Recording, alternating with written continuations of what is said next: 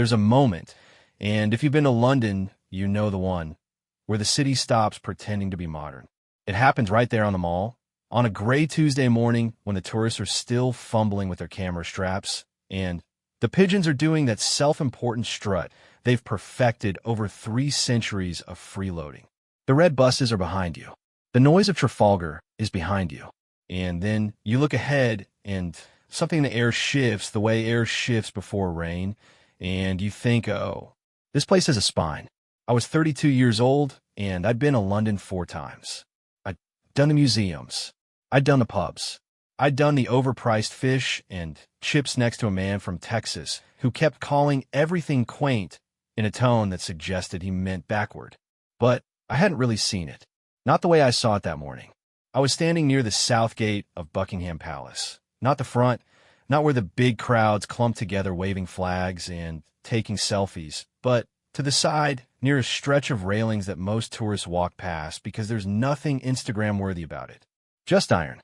Just old iron and old stone and a guard post that looked like it had been bolted to the ground sometime around when my great-great-grandmother was in nappies.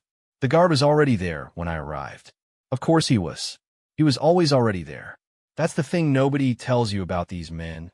They don't arrive. They don't appear.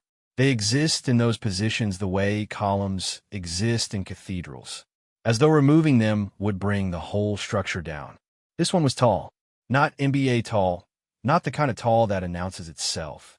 But he had a stillness to him that made him seem larger than the space he occupied. The bearskin was on, that enormous black thing that looks absurd in photographs, and somehow ancient in person. The red tunic, the white gloves, the rifle held at an angle so precise it seemed measured by a computer, not a human hand. His face was, I want to say blank, but that's not right. Blank implies an absence. His face was settled, like a man who had made peace with something the rest of us are still arguing about. I noticed him the way you notice a piece of very old furniture in a very old house. Background detail, atmosphere, history with a capital H, standing there for my benefit, which is an embarrassing thing to admit, but it's the truth, and I promised myself I'd be honest about this. I took a photo. Naturally, I stepped back, framed it, tried to get the palace behind him, the gray sky, the ravens circling somewhere in my peripheral vision. I was wearing a tote bag with a slogan on it about saving the bees, because I am exactly the kind of tourist I would find irritating if I met myself on the street. Then, 2 things happened at once. The first was a child, maybe 6 years old, maybe 7, that indeterminate age where they're either heartbreakingly cute or a full biological disaster, and there's no predicting which broke away from her mother and sprinted directly toward the railings. Not toward the guard. Not intentionally. She was chasing something. A balloon. One of those helium ones shaped like a crown, gold and silver, the kind they sell at the tourist stall for £7 and 50 pence, which is highway robbery, but that's London. The balloon had caught a gust. It was drifting toward the railings. The girl ran after it with the specific logic of a 6-year-old, which is no logic at all. Just want it and have it in a straight line.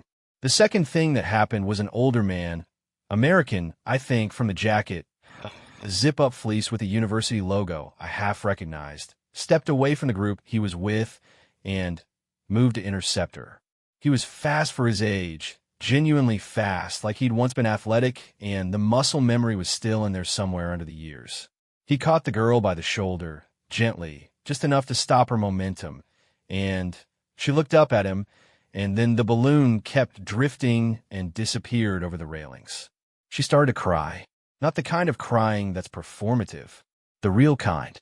The collapsed inward kind that makes your own chest hurt if you're watching. And that was the moment. That was when I stopped looking through my camera. The guard. And I want you to understand that these men do not move. It is not an exaggeration. It is not a myth. They stand with a discipline so absolute it reads as supernatural, shifted. Not much. An inch. Maybe 2. His eyes moved downward, toward the girl.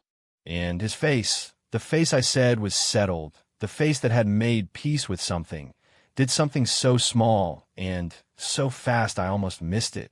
A contraction around the eyes. The faintest softening of the jaw. Not a smile. It was not a smile. But it was something. something that only a human face does in the presence of a crying child, when it is not permitted to do anything at all.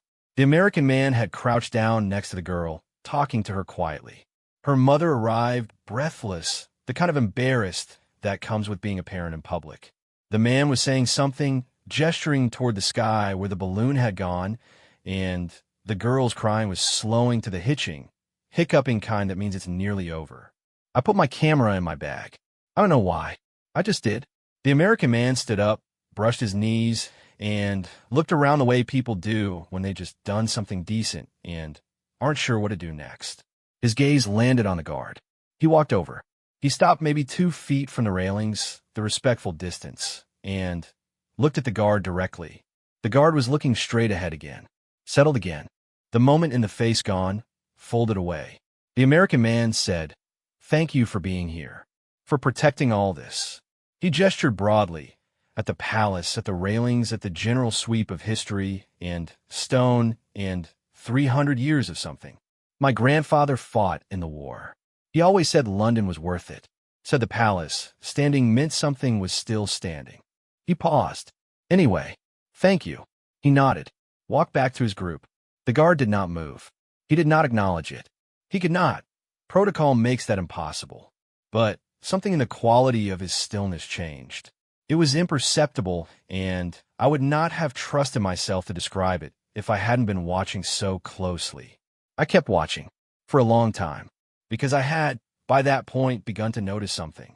Something about the way the guard held himself. The way his chin was set. The way his right hand rested on the rifle with the specific knowledge of a person who has handled one many thousands of times in conditions that were not ceremonial. And something else. A scar on the back of the right hand, where the white glove ended and a centimeter of skin showed at the wrist. A scar the width of a cable tie, silver pale against the brown skin beneath. Old. Years old. Maybe decades. I stared at it the way I probably shouldn't have. And I thought, who are you? Not what are you? Not what does your presence symbolize or represent or perform? Who are you? His name, I found out later, and I'll explain how I found out, was Solomon Osemensa. He was 51 years old. He had joined the British Army at 19, fresh from Accra by way of Wolverhampton, and had spent 7 years in the Royal Engineers before transferring to the Household Division at 26. He had served in Bosnia. He had served in Iraq. He had served in a small, cold, largely forgotten postings in various places that don't appear in the news cycle anymore, because the news cycle moved on, as it does, while the consequences did not. He had been awarded the Conspicuous Gallantry Cross, the second highest military decoration in the British Armed Forces, in 2009. The citation, which I found through a public records search that took the better part of 3 hours, described an incident involving a burning vehicle, 3 soldiers who could not move under their own power, and a man who went back in. 3 times. The citation was 11 lines long. The scar on his wrist was in line 13, which is to say it wasn't mentioned at all. You don't mention the small ones. Solomon Osemensa had been a guardsman with the Grenadier Guards for 26 years. He had served at Buckingham Palace, at Windsor, at St. James's. He had stood in precisely this spot of old iron and old stone, on the day of a queen's funeral, 2 coronations, and 100,000 ordinary Tuesdays that the world filed under ceremony and moved on from. He was, in every way that history bothers to measure, a part of it, not a protector of it, part of it. And a man in a zip-up fleece had thanked him for guarding the building. I did not know any of this yet, standing there on the mall with my betote bag and my camera I'd stopped using. What I knew was the scar, and the quality of the stillness, and the thing his face had done for exactly 1 second, for a crying child who'd lost a balloon. I knew that the American man's words, said with genuine feeling, I want to be clear, the man meant every syllable, had landed on a person he could not see. He could see the uniform. He could see the symbol. He could see what the costume communicated, duty, continuity, Britain with a capital B, the postcard version of a country that still knows how to stand at attention. He could not see Solomon, and Solomon, who had once run back into a burning vehicle 3 times, who had been to Bosnia and Iraq and a dozen cold forgotten places, who had earned a medal the citation for which was 11 lines long. Solomon stood there in the only posture available to him. Straight. Still. Looking ahead. History. That was all the man could see. And I stood on the mall in the gray Tuesday morning with my camera in my bag, thinking about what it means to be a monument. Whether a monument knows it's a monument. Whether that knowledge is a comfort or something else entirely. A raven landed on the railing 6 feet from Solomon's post. It looked at him. He did not look at it. But his jaw moved, almost nothing at all. And I thought, they know each other. Which is ridiculous. Ravens don't work like that. But neither do men who go back into burning vehicles 3 times. And here we all are. I want to tell you about a conversation I wasn't supposed to hear. This is how most true things arrive, sideways, through a gap, while you're looking at something else. It was 40 minutes after the American man and his thank you and the scar on the wrist. The crowd at the gate had thinned. A school group had arrived and then been corralled away by a teacher whose energy suggested she was running on her 4th coffee and her last nerve. The girl with the balloon was long gone, probably consoled with chocolate somewhere on Buckingham Gate. The raven, my raven, I'd started thinking of it as mine, which was territorial and irrational, was still on a railing. A man came and stood near the guard post. Not a tourist. I could tell immediately, the way you can tell who belongs to a place and who is visiting it, not by anything obvious, but by the feet. Tourists shift their weight. They rock forward and back, uncomfortable with just standing in a space, not moving through it. This man's feet were planted. He was not going anywhere. He had all the time in the world or none of it. And either way, he decided he was staying. He was older, 60s maybe, built the way men who were once very strong are built in their 60s. The architecture still present underneath the years, like a house where you can see where the original walls were even after renovation. White, British in the particular way that meant generations of it, the kind of Britishness that's been here long enough to stop noticing its Britishness. He was wearing a coat that had been expensive once. Not anymore. He stood for a while. Then, he said quietly, not a whisper, but not loud, the voice of a man who knew exactly how much volume to use. All right, soul. Solomon Osei-Mensah did not move, but his breathing changed. I was close enough to see his chest, and his breathing changed. The older man wasn't looking for a response. He seemed to know he wouldn't get one, and he seemed to have made peace with that the way you make peace with things that are simply true. Saw you on the news last week, the older man said. The remembrance broadcast. You were in frame for about 3 seconds. A pause. Your mother called me. Said she recorded it. The chest. The chest again. She's well, by the way. In case they're not telling you things. You know how she is about the phone. The old man shifted his coat, pulled it tighter against a wind that was picking up off the park. She made kinky last Sunday. First time in about a year. I think that means she's feeling better. Solomon's jaw moved. That small movement. Less than a centimeter. The older man watched him for a moment. Saw the jaw. Nodded to himself, like it confirmed something he'd suspected. Right? He said. Just wanted to see you. That's all. Carry on. He straightened up, tugged at the collar of his coat, and walked away. Not fast, not slow. The walk of a man with somewhere to be that isn't urgent. I watched him go. Then, I looked back at Solomon. He was exactly as he had been. Straight. Still. Looking ahead. But the thing in his face, the thing I'd seen when the girl cried, that contracted small softening, it was back. Sitting there. Not going anywhere this time. Not folding away as quickly. I thought, that's someone who loves him. A father.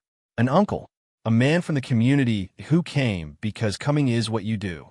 And I thought, he stood here in this wool and brass and bearskin and let someone he loves look at him and then walk away, and he could not raise a hand, could not turn his head, could not say one word. That's not a job. That's something else. I don't have a name for it that doesn't sound dramatic, and everything true sounds dramatic when you say it plainly, so I'll just say, I stood there and felt the weight of it settle on my chest like weather. And I was a stranger. It wasn't even my weight to carry.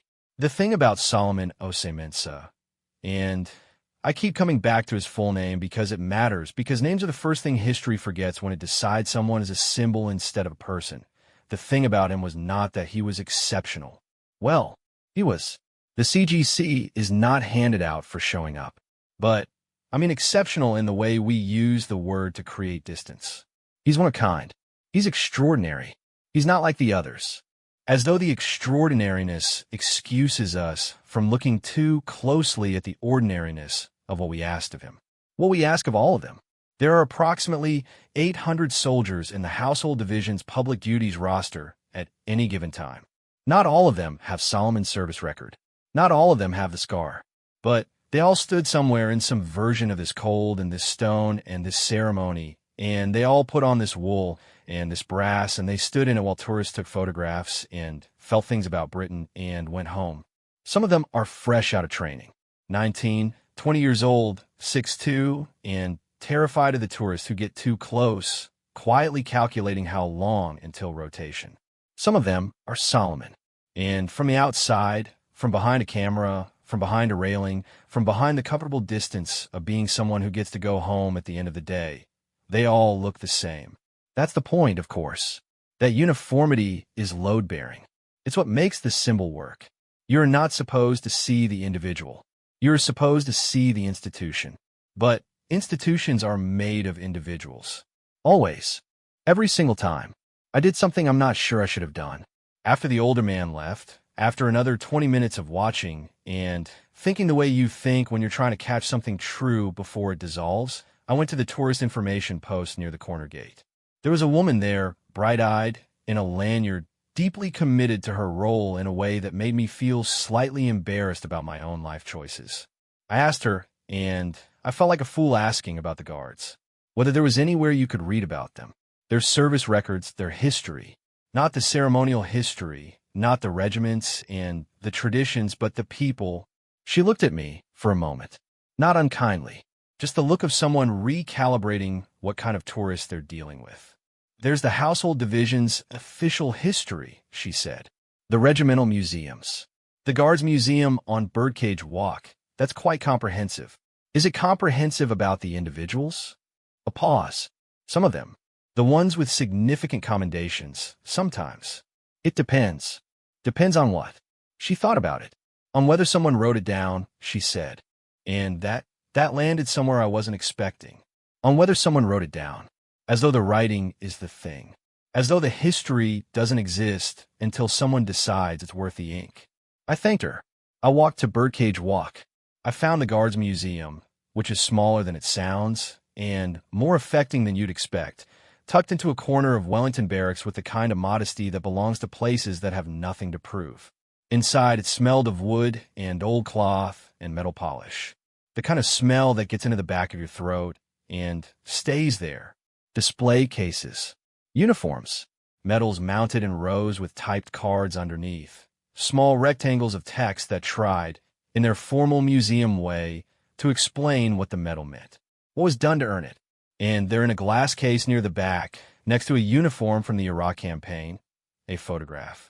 11 years old, black, and white despite being taken in the digital era. The kind of photograph that's converted to monochrome later for effect, or because the color felt wrong. A group of soldiers, desert environment, standing in the specific way soldiers stand for photographs that aren't official, half-relaxed, still carrying everything in the posture, even when they're trying not to. One of them was Solomon. I knew the face immediately. The jaw, the set of the eyes. Younger, dramatically younger, unlined, the face of a man who hadn't yet stored the things he would go on to store, but unmistakably the same person. He was laughing. In the photograph, Solomon Oseminsa was laughing at something outside the frame, his head tilted back, his whole face cracked open with it, the kind of laugh that happens when something is genuinely, helplessly funny and there's no point trying to hold it in. Under the photograph, the typed card said, Grenadier Guards, Optelic, Basra Province, 2007. Corporal S. Oseminsa, third from left, was awarded the Conspicuous Gallantry Cross in 2009 for actions during a vehicle fire incident in Helmand Province, Afghanistan. 3 soldiers were evacuated under his direct actions. That was it. 11 words about the award. 39 words total, including his name. I stood there for a long time looking at the laugh. The laugh that didn't make it into the citation. Outside the museum, sitting on the low wall with my tote bag on my lap, I tried to figure out what was bothering me. Not the obvious thing, not the inadequacy of 39 words, not the disproportion between what he'd done and what was written. That was there. That was real. But there was something else. It was the American man. The zip-up fleece, the university logo, the genuine feeling in his voice when he said thank you for protecting all this. He wasn't wrong. That's the thing. He wasn't condescending or oblivious or performing gratitude for social points. He genuinely felt it. He meant the palace. He meant the ceremonial weight of the place, the continuity, the thing his grandfather said was worth fighting for. He just didn't know he was thanking one of the people who fought for it. He didn't know he was looking at the evidence in the form of a living man of what it actually costs. He saw history preserved, guarded. He didn't see the man who made some of that history, standing in it, dressed as a symbol of it, unable to say a word. And I kept thinking about Solomon's face when those words landed. Not what I imagined the face was doing. I want to be careful here because I'm a stranger and I don't have access to his interior, but what I saw, the stillness that changed quality, the jaw, the chest, something received those words, something registered them. And I wonder, this is the thought I can't shake, the one that followed me all the way back on the tube, all the way through the evening into the next morning. I wondered if it felt like being almost seen. The way it feels when someone compliments you for the wrong reason. When they love in you the thing that isn't the most important part.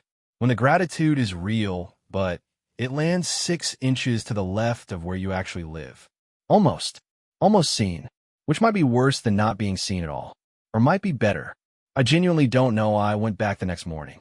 I want to be clear, I'm not the kind of person who goes back. I don't return to restaurants I liked. I don't revisit cities hoping to recreate something. I don't believe in chasing the version of a moment that already happened. That a grief pattern dressed up as romanticism, and I've done enough therapy to recognize it for what it is. But I went back. 7:40 in the morning. Before the tourists. Before the school groups. Before the man with the balloon cart arrived and started inflating crowns and charging $7.50 for the privilege of a child's disappointment. The mall was almost empty. A few joggers. A cyclist. The kind of morning London does sometimes where the whole city looks like it's been washed and hung out to dry overnight. All the surfaces gleaming and the light doing something architectural through the trees. Solomon was already there. Of course he was. I stood at a distance. Further back than yesterday. There's a low barrier, a rope on brass posts that keeps the public a sensible distance from the guard post, and I stood behind it and just watched. The way you watch something you don't entirely understand and aren't sure you have the right to understand. He was different at this hour. Not in any way I could point to and photograph. Same uniform, same rifle, same angle. But the quality of the stillness was different. More interior. Like a person who has been alone for long enough that they've stopped performing solitude and started just being in it.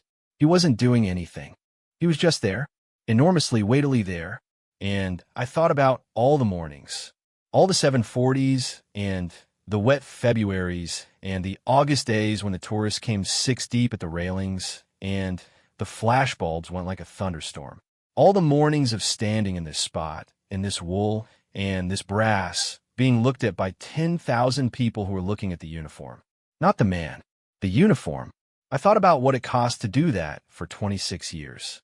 Not physically, though the physical cost is real, hours of standing and whether that treats the body as purely incidental, but the other cost, the one that doesn't appear in a medical check, the slow, daily requirement of making yourself into a surface, of standing inside your own history while people photograph the building behind you, of receiving gratitude that lands 6 inches to the left of where you actually live. Here's what I found out about Solomon Osei-Mensah that the museum card didn't say. His mother came from Kumasi. His father came from Accra. They met in Birmingham in 1971 and moved to Wolverhampton for his father's work, which was engineering, machine tools, the kind of work that built post-war Britain from the ground up while Britain was busy giving itself credit for being built. Solomon was the second of 4 children. His older sister was a GP in Manchester. His younger brother was an architect. His youngest sister was a music teacher in Aberdeen who apparently moonlighted playing piano in a pub on Friday nights, which is, if you ask me, the best possible life. Solomon joined the Army because his school careers advisor had suggested it with the specific enthusiasm of a person who thinks the Army is for people who don't have other options, and Solomon had been determined to prove him wrong. He had other options. He chose this one. He said once, in a regimental newsletter, for paragraphs that were clearly written by someone else but contained one genuine sentence, that he had stayed because he found in the regiment a kind of belonging that he hadn't been sure existed for him. That sentence, a kind of belonging that he hadn't been sure existed for him. I keep turning it over. I keep thinking about what it means to find your belonging in an institution designed to make individuals invisible. To find home in the place where the point is the uniform and not the man inside it. And I keep thinking, maybe that's not a contradiction. Maybe for Solomon, black, Ghanaian-born British, son of immigrant engineers, person who joined because a careers advisor underestimated him, the uniform was not erasure. Maybe it was armor. Maybe it was the thing that said, I am here. I have earned this spot. You do not get to question whether I belong. Maybe Solomon Oseminsa put on the bearskin and stood in front of the palace, and it was not self-effacement. It was occupation of the space, of the history, of the institution that had been there for 300 years and now contained him because he had made it contain him. Maybe that's what the American man was thanking him for, without knowing he was thanking him for it. Not for protecting history, for being in it, visibly, daily, undeniably. Something happened at 8:15. I know the time because I checked my phone immediately after, the way you do when something occurs, and you want to anchor it to a moment you can return to. A child, different child from yesterday, older, maybe 10, with glasses and a scarf that was doing independent work from the rest of her outfit, had separated from her father about 30 meters down the railing. Not in danger, not running. She'd just gotten interested in something closer to the guard post and walked toward it with the absolute conviction of a 10-year-old who is in charge of herself. She stopped about a meter from the barrier, and she just looked at Solomon. No camera, no phone. Her father was calling her name from behind me somewhere. Petra, I think, or maybe Petra something, a name with more syllables than one syllable can hold, but she wasn't listening. She was looking at Solomon the way children look at things that are genuinely interesting to them before the adults teach them how to look at things the way adults look at things. Direct, open, without the frame of what she was supposed to think she was seeing. After maybe 30 seconds of this, she said, loudly and clearly, "Did it hurt?" Her father arrived, embarrassed, hand on her shoulder. "Petra, come on." "The scar," she said, still looking at Solomon. "On your wrist. Did it hurt?" Her father was making the sounds adults make when they want to unmake what a child has said. But the thing about children is they don't have the skill yet for looking away from something real. Solomon did not move, did not acknowledge, could not. But Petra, or Petra something, kept looking at him for another moment. Then, she said, with the specific gentleness of someone who has already understood the answer, "That's okay. You don't have to say." She let her father guide her away. And Solomon, his jaw, 1 centimeter, maybe less.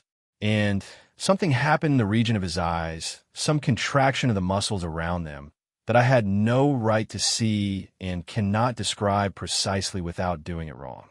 I will say this. I think he hurt her.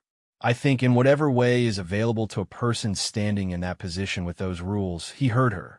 And I think she was the first one on that whole gray Tuesday and rainy Wednesday morning combined who asked the right question. Not "Thank you for protecting this," but "Did it hurt?" I left after that. I took the tube to Paddington and sat with my tote bag on my lap and my camera in my bag, and I thought about all of it, the whole accumulated weight of it, for 45 minutes. Then I wrote down everything I could remember in the Notes app on my phone, which is perhaps the least dignified archive for something like this, but that's where the true things go, the shopping lists and the voice memos and the notes made in underground carriages while London rolls past in the dark. I want to be honest about what I don't know. I don't know what Solomon Oseminsa feels about the ceremony, whether he finds it meaningful or tedious or something more complicated than either. I don't know whether the belonging he found in the regiment still feels like belonging after 26 years, or whether belonging is something that has to be actively maintained the way you maintain a machine.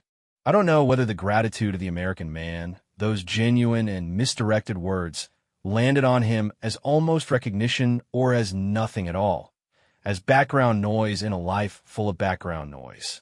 I don't know whether he thinks of himself as history, or whether that framing would seem absurd or presumptuous or simply inaccurate to the man living inside it. I only know what I saw: a raven on the railing, a scar at the wrist, a jaw that moved 1 centimeter in response to things that were too large for the rest of his body to acknowledge.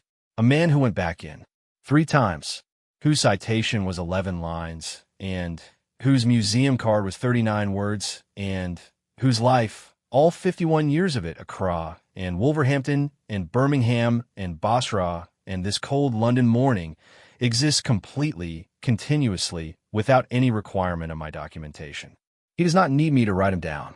He doesn't need me to make him visible.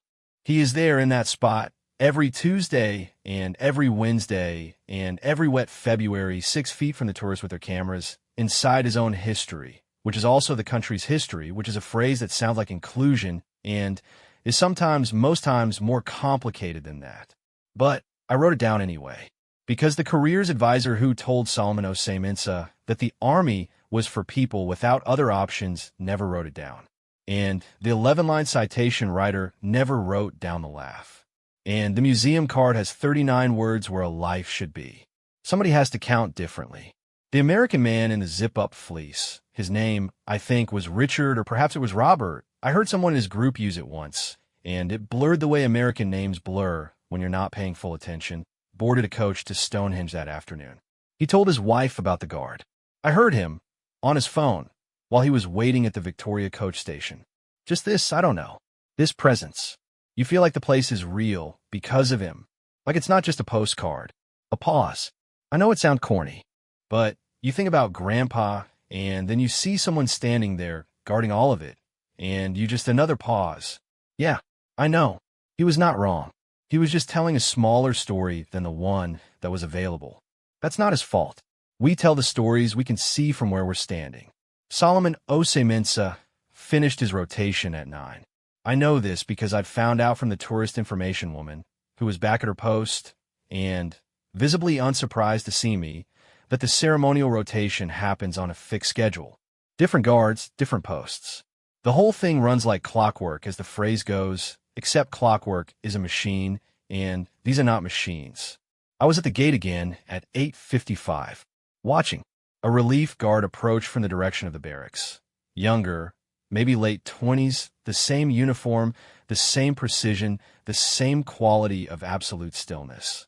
The changeover happened in silence, and with movements so practiced they looked choreographed, which they are, except choreography usually implies performance for an audience. And this had the quality of something done because it is simply what you do.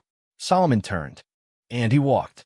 I watched him walk away from the post, rifle at his side, and the thing about that walk, different from the American man's walk, different from the older man's walk, was that it was entirely, completely his. No ceremony in it, no performance. Just a man's walk, after standing still for a long time, the body remembering itself as a body that moves. He didn't look at the tourists. He didn't look at the palace. He walked toward the barracks entrance, and I watched until the red of his tunic disappeared through the gate, and then he was gone. He did not know I had been watching. He did not know about the Notes app on my phone. He does not know this is being written down. They're the line I've been thinking about since that morning, turning it over like a stone. History is not what happened. History is what got written down, and by whom, and with how many words. The palace will be in the history books. The ceremonies will be in the history books. The institution, the tradition, the unbroken chain of soldiers in red wool and bearskin standing in the rain for 300 years while tourists feel things about Britain. All of that will be in the history books. Solomon Oseminsa will be in a museum card. 39 words. A laughing photograph in black and white. 3 lines about what he carried back out of the fire. And the American man will go home to wherever he's from, Michigan, maybe, or Ohio, one of those solemn Midwestern states with the university fleeces, and he will tell his grandchildren that he stood at Buckingham Palace and thanked the guard. And the guard stood there like something permanent, like something that had always been there and would always be there. And it made him think of his grandfather, and it made him believe in something. He will mean all of it, every word. And he will not know, because he was never in a position to know, that what he thought he was thanking and what he was actually thanking are 2 entirely different things wearing the same face. I fly home next Friday. I have photographs I didn't mean to take, and notes I didn't mean to take, and a tote bag that needs washing. I have the name Solomon Osaminsa written at the top of a notes page, followed by everything I could verify and everything I couldn't, and one question I keep failing to answer.